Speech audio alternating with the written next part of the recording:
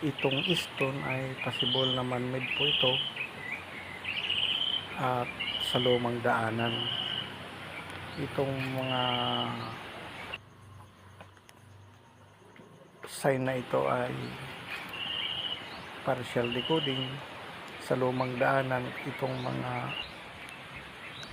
kahoy dito at damo ay kakaiba. Ito ay norte at ito namang punong kahoy ay naka east direction 90 degrees. Kung makikita natin itong kapaligiran ay na-occupy daw ito ng noong kapanahunan ng World War II. At bago ang digmaan, pangalawang digmaan,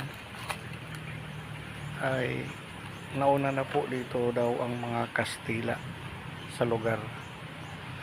Itong kumpas natin ay hindi umiikot yung dial, ibig sabihin po ay magnetic field ang ilalim, mabato. Hindi siya gumagalaw, kaya inulit-ulit natin na galawin. Ayun, nagpapangsyon na po. Ngunit north direction doon ay inulit natin itong kahoy facing sa 90 degrees. Sa paggamit po ng kumpas ay galaw-galawin lang para mag-accurate siya. Ay ika nga, pag magnetic field hindi po yan gagalaw, may iba ang direction po o sablay yung kanyang line or orientation direction. So this na tayo, papunta tayo dito sa meron daw sapa, yung una na may